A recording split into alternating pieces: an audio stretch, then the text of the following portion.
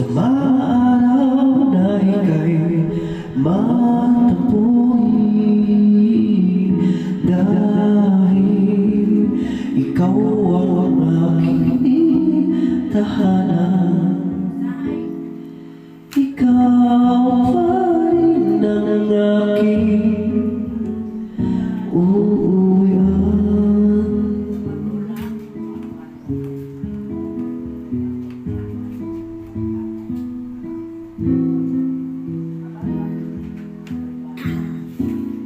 Pilit mang itulad